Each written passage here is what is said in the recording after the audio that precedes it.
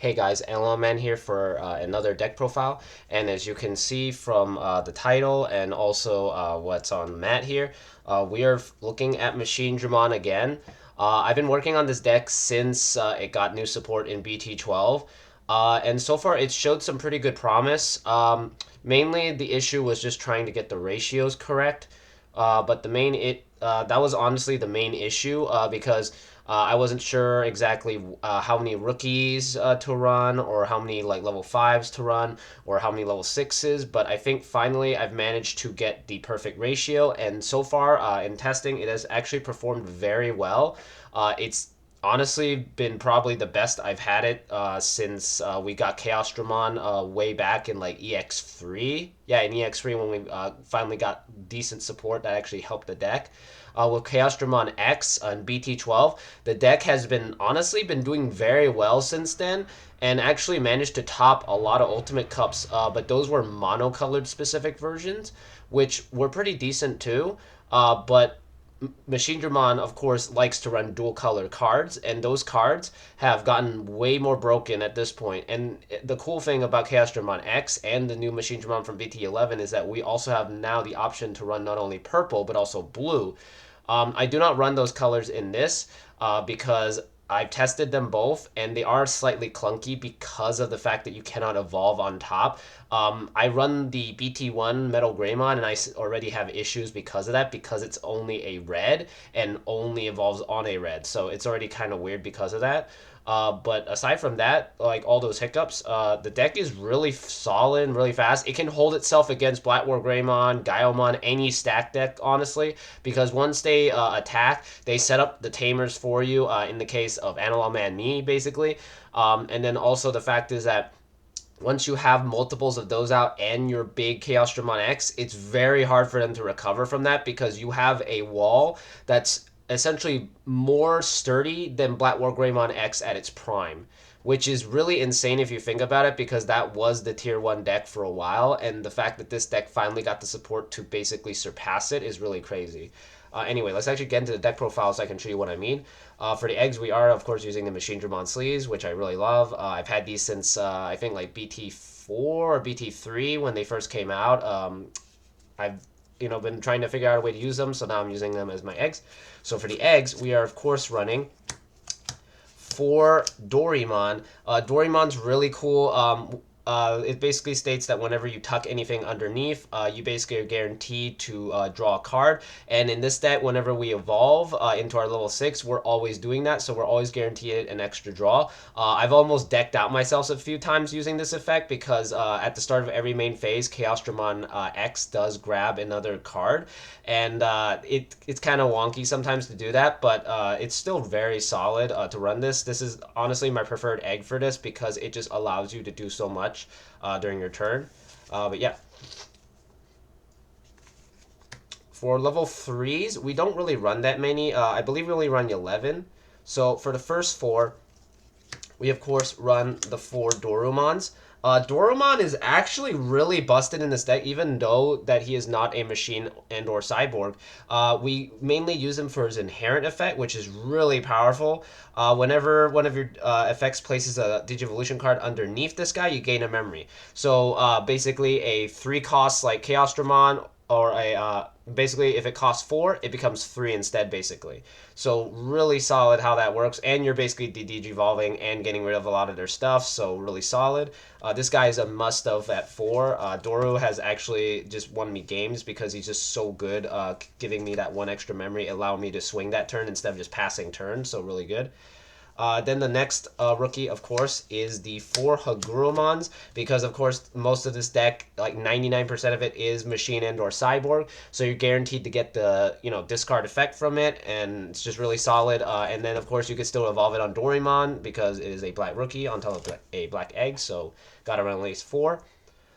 This is where my ratios differ from a lot of people. I'm running 3 Sunrizamons. I have one of each art here, which is really cool. Sunrizamon is just there to give that extra security check, which actually has come up a lot. Originally, instead of this, I was running the little rookie version of Jazzerdmon, which gives, like, I think plus 1,000 if it has an on-play effect. But it didn't really do much. It didn't really give me an impact. Like, it didn't like give me game. This gave me game, so I decided to run three instead of two. I was running two originally, but now I'm running three, and it feels really solid. And the fact that we have more rookies to evolve on, which really helps us set up our stat. And yeah, that's basically all the rookies we run. For level fours, we don't really run that many either. We run three Tankmons. Tankmon is really cool for this deck. I know a lot of builds run Numamon, but Tankmon being a cyborg helps a lot, and the fact that it's a one cost as well. And sometimes they pass you to like three, you could just hard play this and then evolve next turn sometimes. So, you know, it's really nice to have this. Um, then we run three of the Gardromon from EX1. This is still a staple. I know some of you might be wondering why am I not running four. I honestly don't like his evolution cost, especially when compared to Tankmon. I always go for Tankmon instead of Gardromon. I know that you get that extra draw, but usually I'm passing turn, especially when I first start out. So I feel that this one is a little bit more solid because this helps you go up to your level 5 much faster compared to Gardromon. I mean, yeah, you get an extra 2 cards, but at the same time, if you already have the level 6 in hand and you just evolve the 5 with this, you're basically passing them to 1 or 2, and then next turn you're going Machinedramon or Chaosdramon and hurting them already. But anyway, yeah. Run three at least. You can run four. I run three because I personally like that more. Then we run two Jazzerdmon, the level 4 version. Really strong. All turns, this Digimon, if it has an on play, it gains 1,000. That does come up a bit, especially against certain decks. So I like having this. This might be replaced once, was it Hover SBmon comes out in Rising Wind. But until then, we have Jazzerdmon for that extra boost. And yeah, that's basically all the level 4s. For level 5s, being Machinedramon, we have a lot of them. So let's get into them. So first we run Andromon, Metal Tyranno, Metal Mamemon, and these all three of them do almost the exact same effect, except that their inherents are different. Andromon gives blocker, Metal Tyranno gives reboot, and Machinedramon deletes one of your opponent's Digimon with a play cost of 5 or less. Then we run one Gigadramon from BT11. This has jamming. I've actually had this come up where I had to swing with it to kind of distract my opponent while I built a stack. Also, he gives reboot, so really solid. Then another Gigadramon, but from BT6. This one is to give the plus 2,000 on their turn. And then the last black level 5 we have is the new Metal Greymon from EX4. This one is actually it's worked out pretty well. You know, just passing turn, putting them to 1 or 2, and you have this generic blocker, and it grants blocker to Machinedramon, so pretty solid. So I actually really like this one. This new edition is pretty solid. And each set that we get a level 5 Cyborg that's black, red, or any color, we can basically put into this deck now thanks to Machinedramon and, you know, how the color restrictions aren't really that hard anymore. For red ones, we run one Metal Greymon BT1 because this gives us plus 3,000. It really sucks that we can't evolve this, but you know it's just there for the boost. Then one Megadramon from EX1 because it can delete basically rookies, up to 2 of them, and then it gives security plus 1 to machine types.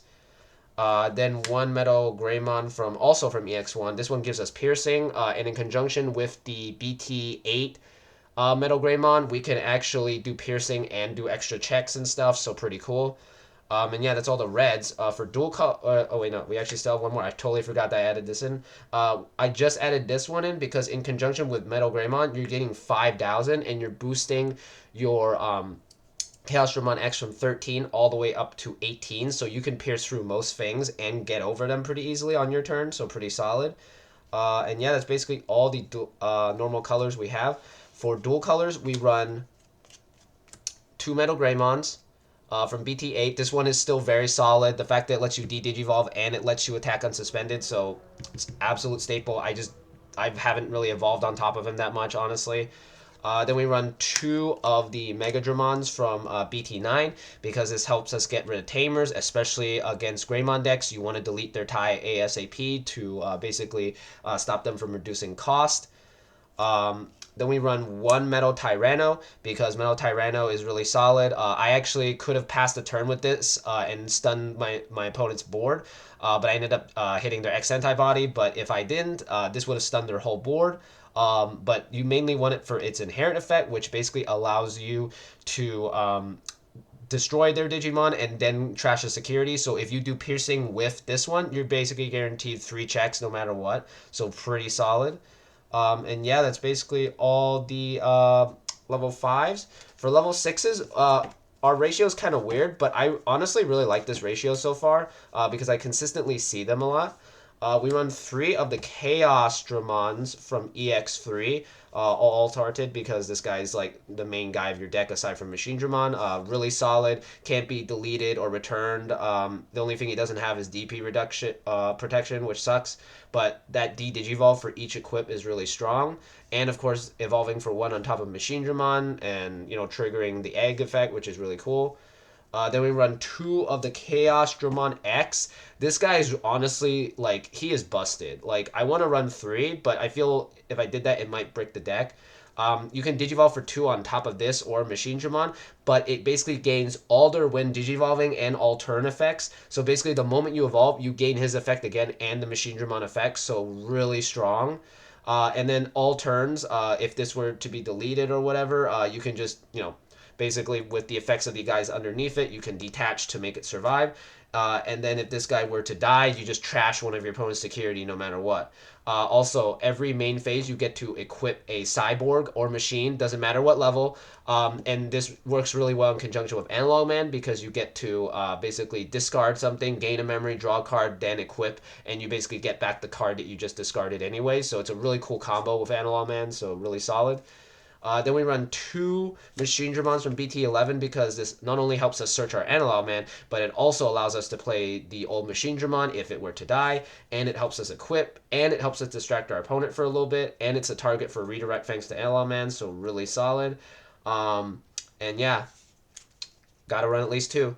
Then we run 2 of the original Machinedramon from EX1. This guy's still really solid. He doesn't come up as often, but the cool thing is that when this and Chaos Dramon are underneath him, if he were to die and you have the Analog Man out, you can play this out and just gain back memory and basically have another unbeatable wall again. So really cool, at least to run 2. I was running 1 originally, but I feel 2 feels a little more solid because sometimes, you have to hard play and this guy is basically your target for that, so really good.